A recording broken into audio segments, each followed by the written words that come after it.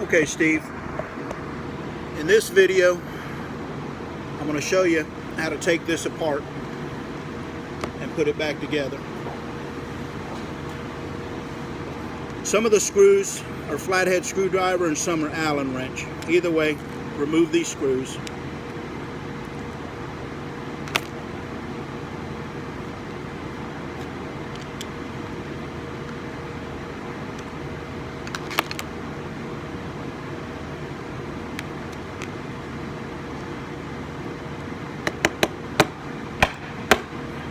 Now you'll see some springs there.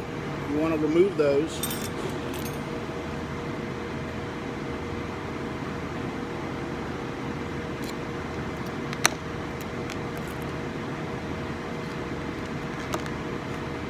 And then there's the pins that I was telling you about.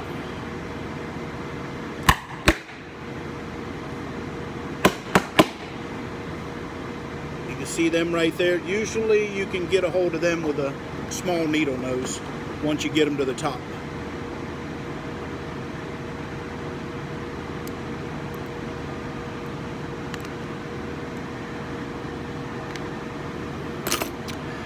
Now some pins have this little nipple on top, which is my preferred pin. To me, they give a little more strength to holding it. But then some pins will be missing this altogether.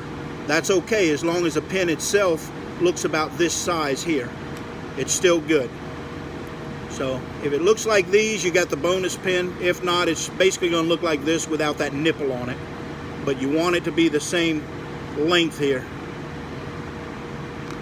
And once you get those apart, now comes the tricky part.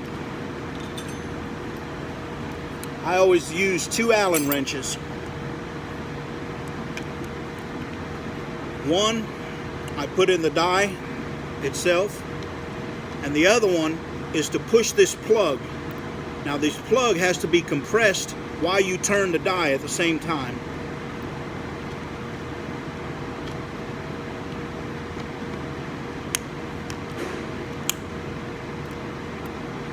Generally you push it till it compresses and turn it, and then as you see you can keep turning. Now you want to be careful because this thing will fly out the back right here when it starts to show. Let me bring it close. You can see that plug. It's a rubber plug. Now as soon as that comes out in the center, that plug's going to fly out. So always put your finger behind it like this, and there you have it. That way you don't lose your plug. And there's a spring behind there, and it's a different spring than this other one, these other two. It's obvious. You can't mix them up. Now you pull this die out, your jaws fall out. You can clean down in there, you can clean in there. This one's fairly clean, so I'm not really going to put a lot of time into it. You want to look at these parts of your jaws, make sure that they're not worn out. These happen to look good.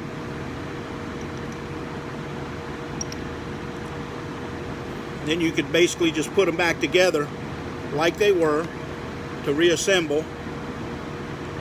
Hold them like that, and then it's best to put the upper tool in to help hold those jaws in place.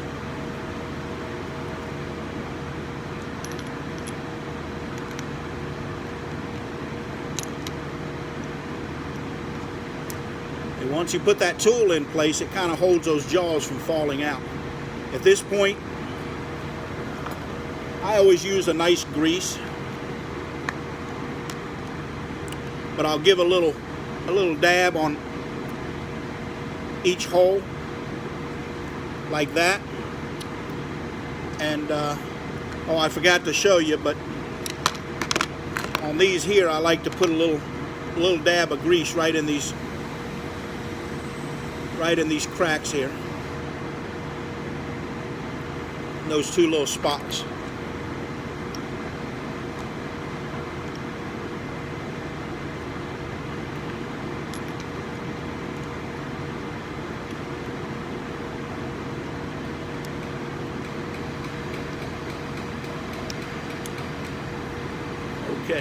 Got that back together. I've got the grease in there. I know my pins are good, so I could just push them on down.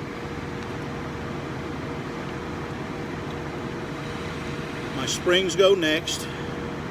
As you see, it shot out some grease. That's typical. I put quite a bit in there.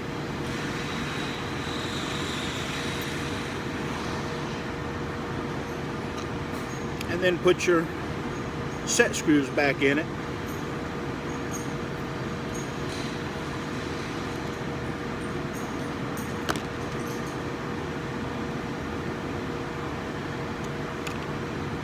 And you want to make sure you get these set screws nice and tight. If you leave them loose, and a lot of times when you take this out, you'll probably find your set screws is loose, and that's probably why your jaw's falling out. A lot of times you can just tighten that set screw up with your jaw back in it, and it'll be fine. But while you got it out, it's always good to go through and do like I did to clean it. Now, once you have it in your hand, you want to turn this die where that hole is in place. Put your spring in there.